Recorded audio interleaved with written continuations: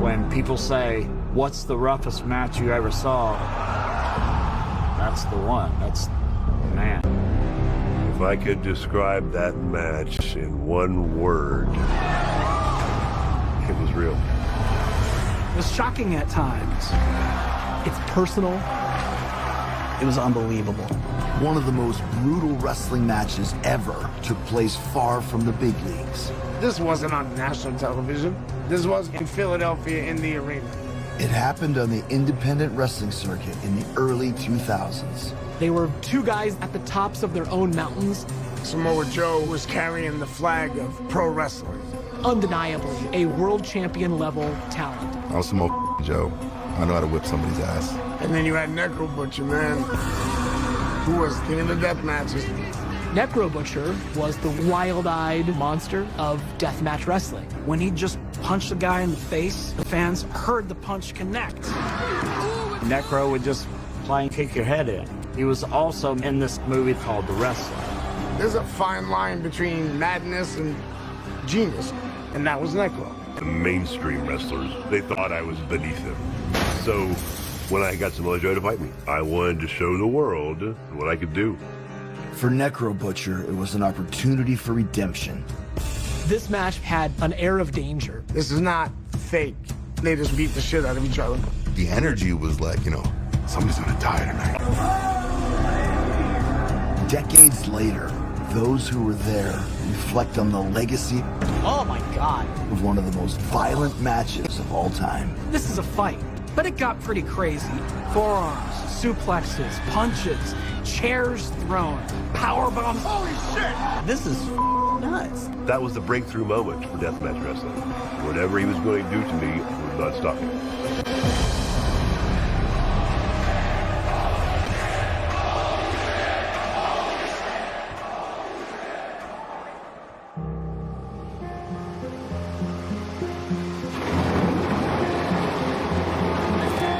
The world's a dark place sometimes. The world can be really mean. I've had so many horrible things happen to me when I was young, and wrestling became my escape. It was a false reality, a place where no one can hurt me. You know, that's why I get into wrestling. Maybe I could be somebody else's escape. But I wanted to make it more believable. I'm taking incredible amounts of punishment. Because the more believable that is, the more they're going to get into it. You know, and forget about what's bothering them. My name is Dylan Summers, but you probably know me better as the Necro Butcher.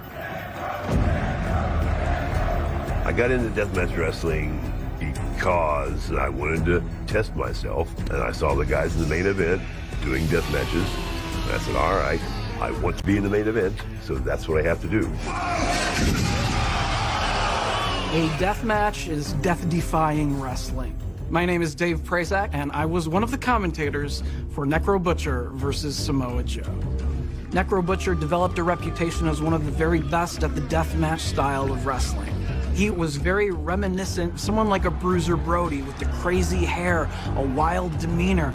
You never knew what he was going to do next. I've seen that guy do things to his body that I couldn't ask a man to do. Glass, thumbtacks, mouse traps, fluorescent light tubes, anything that might cut you. Jesus! Night after night, he volunteers himself, and he will always be the king of the death matches to me. Jesus. I'm Madman Pondo. Me and Necro, we wrestled each other for years and always left a statement anywhere that we went. I want people to believe they're watching a physical confrontation. That psychology comes from a very real place. As a child growing up in rural West Virginia, Dylan Summers excelled in school, setting him apart from those around him. West Virginia isn't exactly known for academic excellence, so I'd face the wrath of my schoolmates. That was like a daily thing when I was in school. If I had a bad day at school, I was going to watch wrestling with my dad on the weekends. You know, that's what I looked forward to. Well, that was my best friend. And then I woke up one morning and my mother said there was a fire. Or my father was burned up, so you didn't even get to see him at the funeral. You had to close casket. I just really dove deeply into wrestling because it's something I did with him. After that, I was by myself all the time. Well, it was super tough.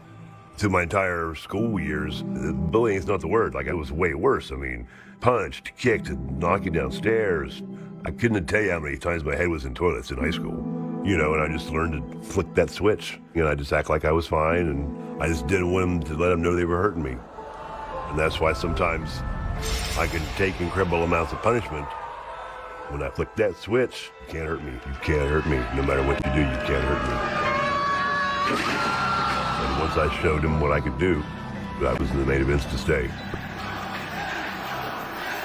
Necro Butcher, man. My dude was carrying the flag for deathmatch wrestling. I'm Eddie Kingston, pro wrestler, and I was there when Necro and Joe decided to go at it.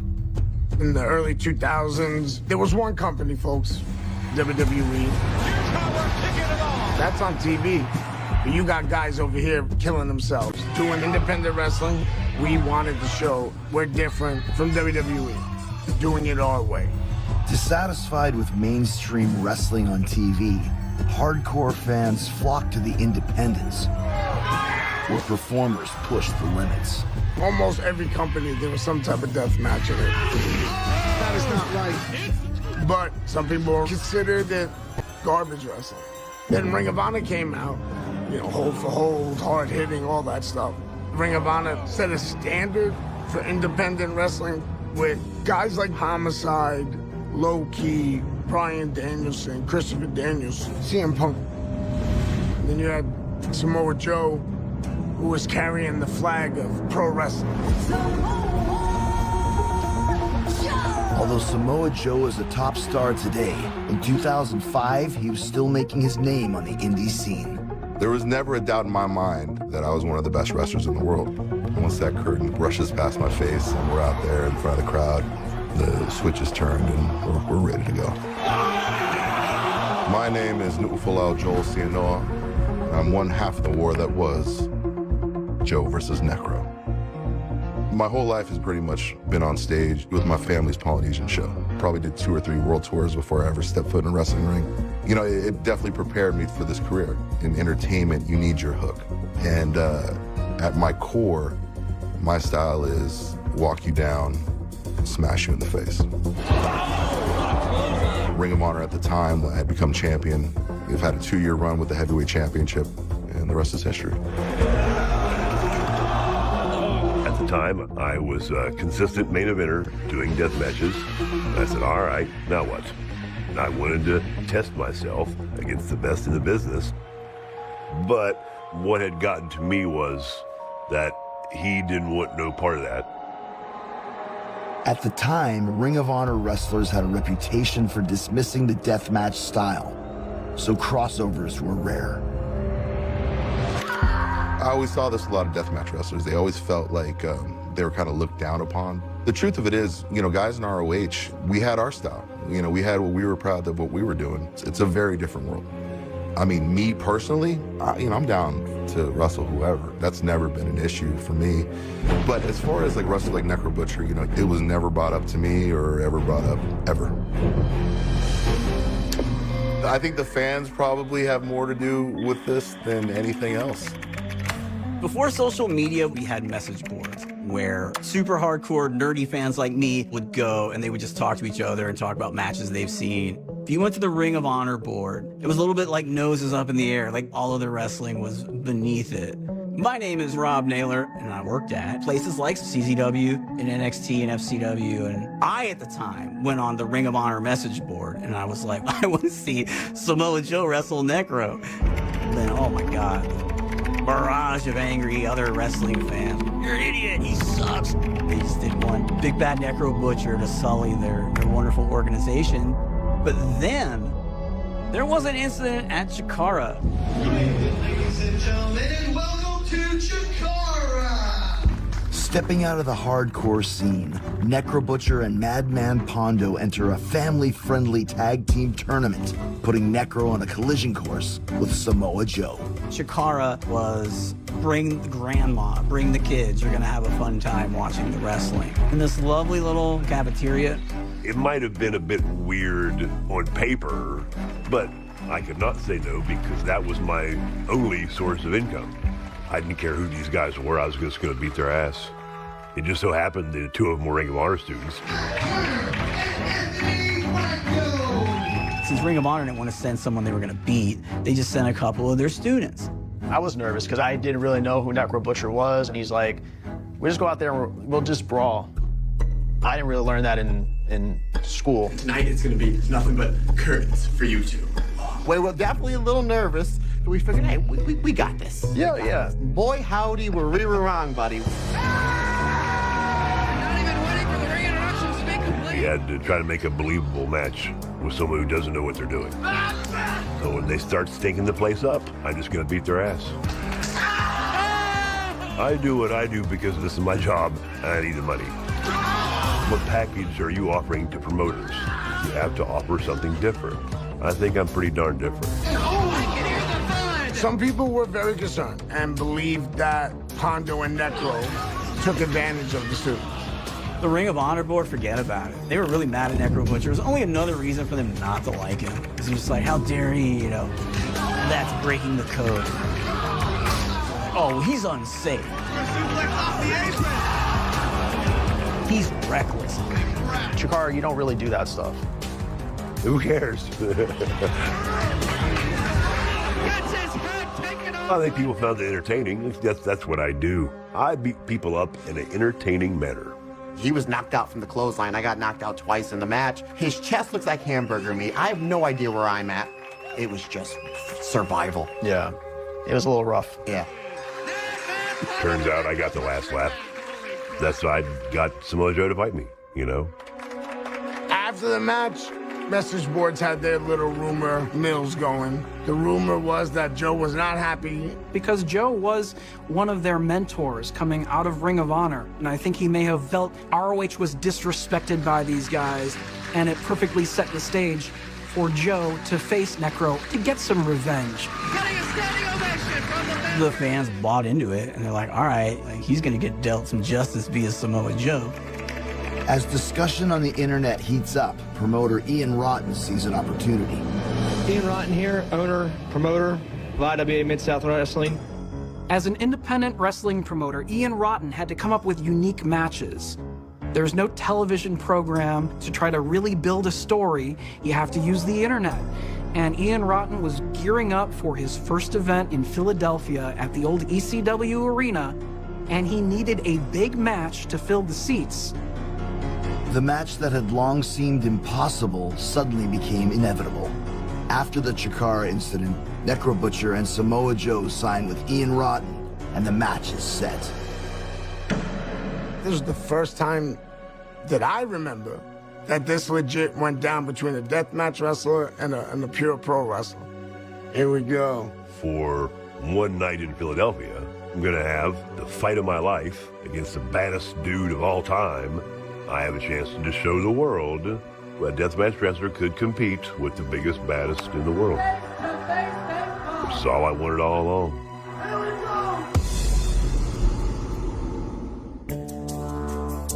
With Necro Butcher versus Samoa Joe set, Joe takes to the mic to go after his opponent. There's some people here who are bullies, and there are some who are fighters. These are ROH students. They were taken advantage of by a bully. I don't agree with being called a bully. That's what it is. What he thinks he can step in a ring and beat up a bunch of kids? He thinks he can build up, drink his ass up, and call himself a bad? You have no idea how intense Necro was about that promo. He would recite sentences to me about that promo every day. That affected Necro. He's hardcore. He's this. He's that. No, that. He never spent the time in the dojo. I thought to myself, wow, so he thinks I'm not good enough to be in there with him. Okay, fine, I got this. And now's my chance to make a statement. The Necro Butcher is dead. Making reference to Necro Butcher. So, you know, dude, can I be honest? To legitimately look back, and I literally knew nothing about all these moving pieces that were a part of it. Like, yeah, I never trained a kid at ROH school a day in my life. Like, I've never watched the match. It was mentioned to me for a promo about, oh yeah, he roughed up a couple of kids at the ROH school, so you're like gonna get revenge from him. Are you cool with it? I was like, yeah, sure. It's part of the show, man. But the more I hear and the more I realize the old Ian Rotten may have been telling people a lot of different tales, trying to get certain reactions out of them. Well, I mean, there was gossip. If you weren't talented, if you were doing something that was beneath them. I don't know if it was true or not. I said a lot of people are going to watch this. So I just knew I had to show them what I could do so they could not deny me any longer. For me personally, my wife, then girlfriend at the time, she lived close to Philly. So like I literally took the booking because I was trying to get some ass.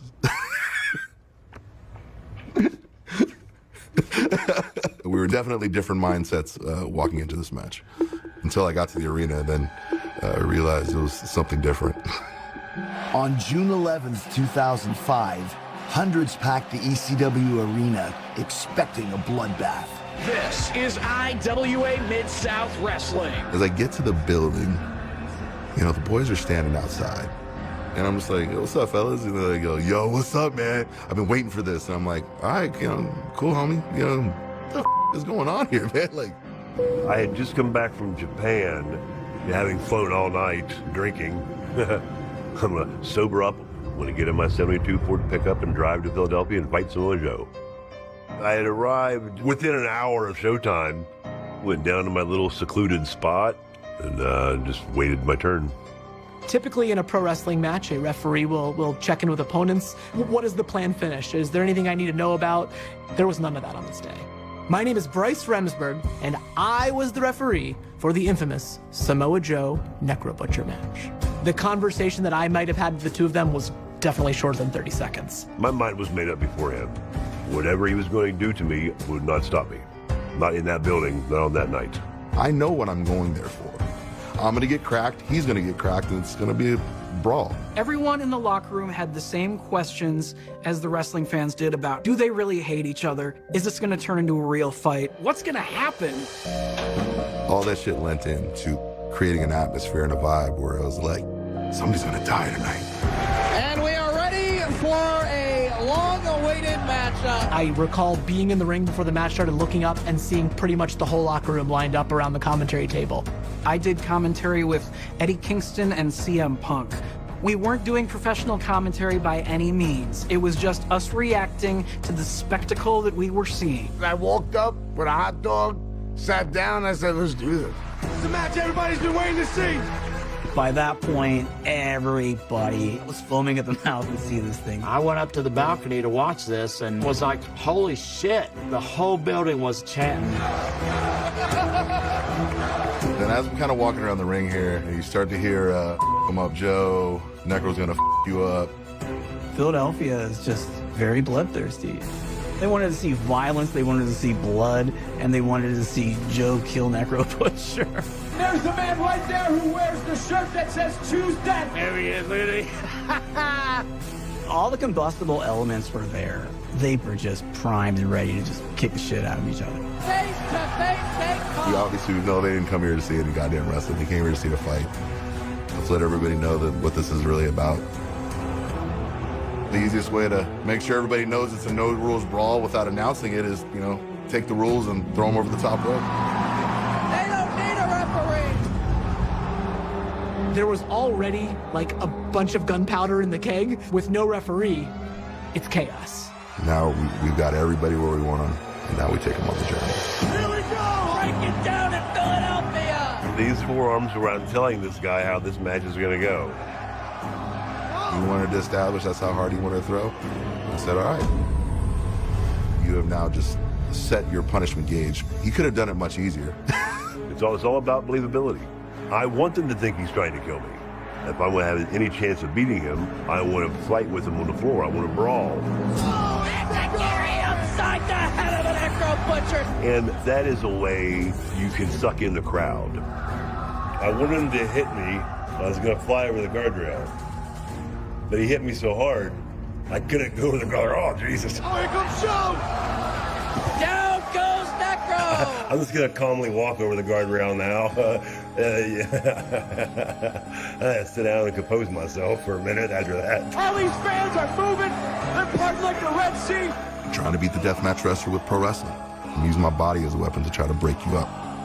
It was meant to accentuate that contrast of styles. But Necro's back to his feet with the headbutt! And no, there's the headbutt. You don't headbutt a Samoan. That's like a rule you're taught. I had a very bad cut on my head. I knew a stiff breeze would bust me open, let alone a Samoan headbutt. Any deathmatch wrestler will tell you if they've already got something open, they can't wait for you to work it. And we got that open. Authentic headbutts, and then Necro's bleeding. So the fervor only grows from there. Necro learned a secret from me. If you want a standing ovation, you knock their chairs out from underneath them. Everybody in this building is on their feet. Standing ovation? I don't think Samoa Joe was really enjoying himself at this point in the match. I was having a grand old time myself. I mean, not the best feeling, but... Trying to get him to a place where we could safely do the power slam, or so I thought. You know, when you make people get out of their seat and move around, you run the risk of spilling drinks. You can see it all over the floor. There was just wet spots everywhere. So maybe a power slam wasn't the best idea. He ran at me. I went to scoop him. Now, I don't know if his foot slipped or whatever, but as we went for the lift, I felt him grab me real tight. He was just stuck to me, and then pushed my hips through, and he was going over. Yeah, it didn't quite work the way he wanted it to. And we're wondering in the commentary position, how is that physically possible? I've never seen such a thing. I turn around, I go, Jesus, you good? And he's like, I hear that sickening thud of skull on cement. That right there is a sign of danger. That's something you're not going to see on Monday Night Raw. No, in today's wrestling world, that match shouldn't continue probably. But that match and that night, that atmosphere, that energy from the crowd, I was like, now we're in the flow. And it just got more violent, more up from there. Just 2 minutes into the match, Samoa Joe drives Necro Butcher face first onto the concrete. At that time, we didn't stop. We go until the wheels fall off. Maybe a normal person would have been hurt, but I was fine. Oh, that boot definitely did not tickle. Oh, Joe's wiping the blood off him. Oh, that's a great touch. Wiping the blood off his head and wiping on his chest. The fans are such an integral part to all this. They're so into it. If you look at that floor right now, you could be any number of bodily fluids. So when things got to the outside, this was Necro's environment. But anytime we were inside the ring, you know, that was my domain. Over the rail and back they go. Body language is I don't think much of you. Arrogant pin, you know, elbow on the chin, not really scooping the leg. But in the face of that, you know, here he is, fighting back. Necro kicked out. He is not giving up. He is continuing to fight. He puts the arm up. And then the very pro-Joe crowd, you start hearing more Necro, Necro, Necro chants. And it's because of Necro selling. The fans get louder and louder. And now you have that dynamic, the fans fighting with each other. They're turning. Wait till you hear all these fans right here in a chorus. I understood what role I played in this. This is somebody fighting against all the odds, you know, fighting to break out of his box in the face of this insurmountable entity. Off the ropes goes Necro. Connects with the boot. Joe's weapon is his killer instinct and his ability. Those are just tools. For me, the opponent, the guardrail, the ring itself, those are the tools of my trade. You don't really have time to be hurt because you got to think, okay, what am I doing next? What am I doing next? Oh, I was trying to find a piece of guardrail I could rip off. I'm going to smash you with the guardrail. Is that like discussed beforehand? Like No. He was a good sport about it. Yeah, it sucks. It's not pleasant, you know, it's not pleasant. What people don't realize is that Necro is blind also, very blind. I have my glasses here, I can't tell who's who. There's a red light there, red light over there. but I can't see nothing.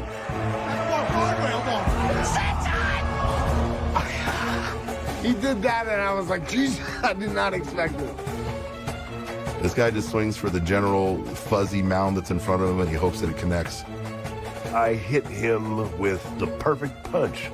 Like I felt all of my knuckles hit him right in the jaw. And I thought, I'm gonna do it again. That's the worst thing you do for me. Now the switch turns an extra couple of degrees, and I have come to destroy worlds, and this is the world before me, which I must lay waste to. Before I could do it a third time, I went flying through the air. Did you see the sweat? Holy shit! Good God. It's just. Look at that blood everywhere, man. This was wild. That was the one where I was like, holy shit. That one made me stand up in my chair, and I was thinking about going down there. What the is that? Is it possible that you got a concussion right then and there? But not me, not the kid. A normal man, perhaps. I think people would find that hard to believe. That's not gonna hurt me. I know what I'm doing. You know, everybody talks about his face hitting the floor. What they don't talk about is his shoulder coming down on top of my face and the back of my head being driven into the cement. Thought my nose was broken, thought I'd shattered my orbital. I broke my nose a billion times, so it wasn't uncommon. But yeah, this one put another fracture in my nose. I give him this, at least he looks worse for wear for the whole deal. There's an old Johnny Valentine quote. He said, I can't make you believe in wrestling, but I can make you believe in Johnny Valentine. No one is ever gonna watch that match. Say, yeah, that's all fake. I'm tough enough that I can take that shit. Let's exploit what we have.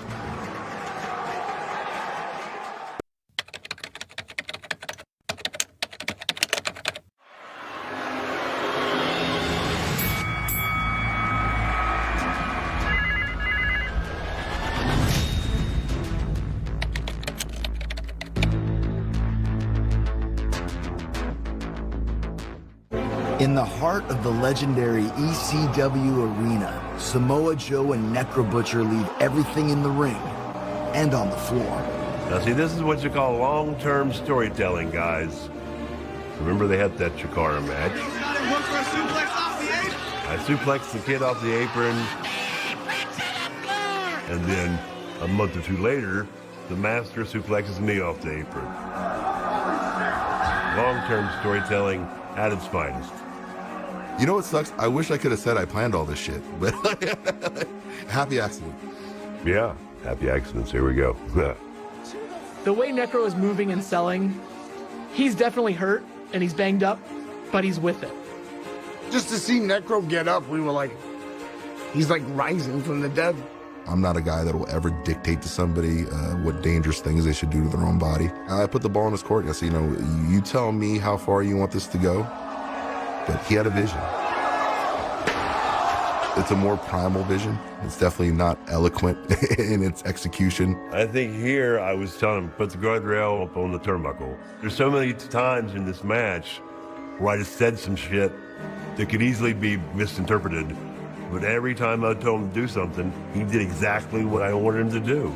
In those circumstances, I will default to the masochist and let him paint his picture. His ability to dish out punishment and my ability to absorb punishment is what I based the match upon. Power up, coming up! Somebody's gonna die! In some form or fashion, they were reading the same book. I'm not sure they're in the same chapter, same page quite, but to be done even remotely safely involves a breed of cooperation. The way Necro's looking at it right here is, the more he gets beat up and still stands up, he's becoming a bigger star. Back in the day, before that match, me and Necro, we was in a light tube match. We were just bloody as hell. I suplexed Necro, and one of them went in so deep in his arm, it just cut a whole chunk out of there. I start yelling out, "Ambulance! Ambulance!" And I'm just feeling terrible that this happened to Necro. And finally, Necro looked over to me and he said, Pondo, would you chill out and cheer up? You know, he just never complained about it. This was his chance to get his name out there and show the world exactly what the Necro Butcher can do. And he just kept on going, and here he is today. It's a very old school way of getting somebody over. It works. People can register that. People can respect an underdog. Is he going to get back to his feet? The drama continues to build. It's great storytelling. Joe with the cover. It has to be one-sided for the story I'm trying to tell. Too many matches today, they're too back and forth. The fans don't buy the comeback because the guys don't take the time to set the heat the way they need to. The whole point was, in my head, was like, we're gonna put this guy through this carnival of torture that he's wanted so badly for so long. We're gonna give him everything he asked for. That could have been a paralyzation there. Had somebody been an inch this way or an inch that way, that could have easily been a paralyzation there as well. Cover! He kicked out! The look on Joe's face is like, what do I gotta do to put this guy away?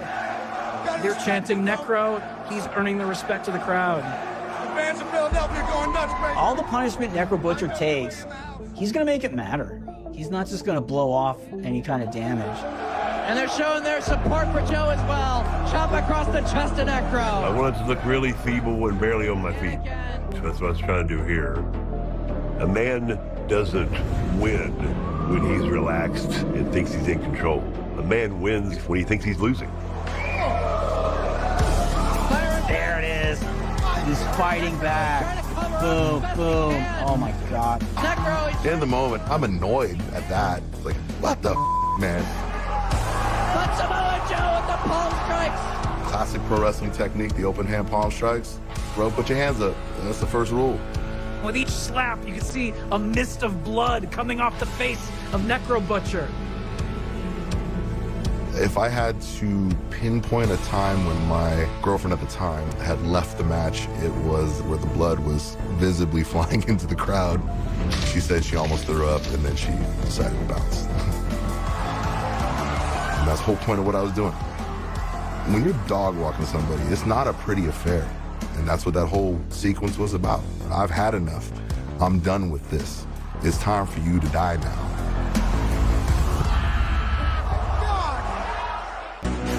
The match between Necro Butcher and Samoa Joe barrels toward its violent finish. Look at the blood on the body of Samoa Joe from Necro. This was not any ordinary wrestling match, so it wasn't going to end any ordinary way. Joe's here because he wants to be here. Necro has nothing to lose. So the story of Necro, call me spots that lead to his demise. Stay down! He's saying that I'm going to lose, but I'm going to go down swinging.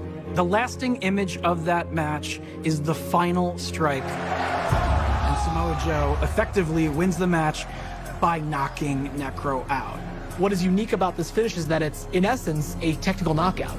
He didn't have to just pin him for 3 seconds. He kept him down for 10. He just could not take any more beating. No. And that's it. Samoa Joe gets the knockout. Knockout win for Samoa Joe. Your great messiah of hardcore death has been stricken down. All justice has been served. What a mess. Though the match may be over, Joe gives Necro one last parting shot.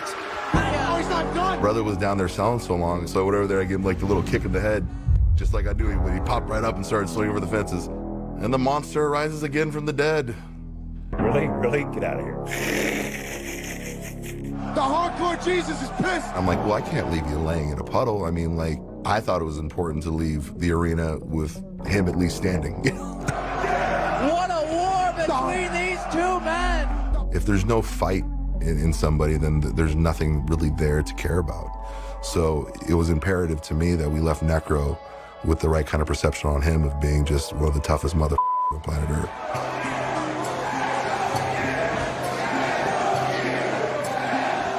Match of the year, huh? Oh, wow. Everyone in the building knew that they had just witnessed something great. And when the fans finally got a chance to see it on video, it just intensified the buzz about the match on the internet. How ironic that that event was called Something to Prove, because that's exactly what I was trying to do, and I think that's exactly what I did. That night in Philly was special. I knew I'm never going to make it to Madison Square Garden. That was my Madison Square Garden. After that match, I was a made man in that building. And that's all I ever wanted. You know, coming through the curtain in the post-match, it couldn't have been more, I mean, docile. You know, like, Necro came back, dapped him up. I went to Joe immediately and thanked him. I obviously had tremendous amount of respect for him as a wrestler. He trusted the vision of what I had and helped me follow it through. Well, after the match, I had another show to do that evening in the same arena. So I had to go back down to the catacombs and put my skull back together and catch my breath and get ready to go out there and do it all over again. And here comes the Butcher! You'd think maybe he'd be tired, but no, he just kept going. Excuse me! He never went 80%, you know, he was always 110. It's a very heavy price taking suplexes to the floor, taking these bumps, and he did it because he had pride in what he was doing and he wanted to get to the next level. It certainly seemed to me that there was almost like a before and after for both of those guys. And eventually earned Necro a regular spot in ROH for a couple of years. Ring of Honor could not deny me any longer. Well, I was on every show for like 4 years. He goes on to be in the movie The Wrestler in 2008. Talk to me about it. What do you want to do tonight? Well, are you cool with the Staples? Maybe it was a mainstream moment. Staple gun. But at the time, I had more wrestling to do. We were in this together as independent wrestlers. We were all trying just to set the world on fire with our wrestling. We were misfits, all of us. Even Joe was. We saw Samoa Joe's name getting bigger and bigger over time. There was a sense of pride. If any indie guy made it, we were all proud. I finished up with ROH, I moved on to TNA Wrestling, and then moved on to WWE. And now I currently find myself in All Elite Wrestling. It was obvious back then what sort of trajectory that man was on. This was a trajectory that was closed to me. Necro Butcher never got his WWE run, probably because he was such an outlaw. His home was independent wrestling, and so it's honestly not much of a surprise that that was where he really excelled. Many independent wrestlers have gone on to have lauded careers all around the world. If you had asked me why maybe Necro wasn't a part of that pantheon of people, you know, at the end of the day, it's just hard to put on a cereal box, you know? That's the thing about death matches, and people just don't understand. They say that we make hot dogs and handshakes. I do believe that for Necro, the crowd would chant his name, and to a wrestler, having a crowd chant your name, sing your song, that means more to us than anything. You're not going to talk him out of what he loves. He loves wrestling. I was going to Japan like 6 times a year. I'd go to Mexico a couple of times, Puerto Rico. And then in 2020, I had just come back from Japan, and I didn't know what was going on, but I knew I was really sick. So I remember when I first seen him, thinking to myself, look at the weight that he lost. He had lost a lot of weight. Like a lot of weight. And I didn't understand. I didn't know what was going on. He's passing the torch! Shortly after that, I went to visit him, took us out to eat. Right before I left, that's when he said, hey man, if I don't talk to you from this day on, just realize I always appreciated everything you did for me. And I'm like, what are you talking about? And I'm telling him, I'm like, if you want me to stay, I'll stay. And he's like, no. So that was when I found out that Necro had cancer.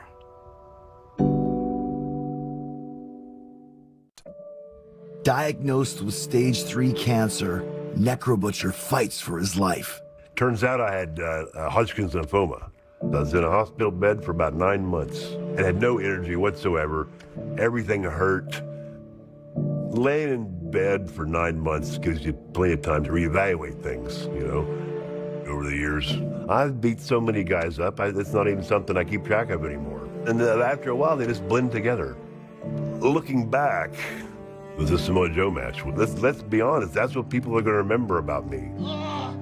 Quite honestly, I'm baffled sometimes. People talk about this match that weren't even alive when we did it. I'm still very flattered by it. It is one of the greatest brawls you will ever see.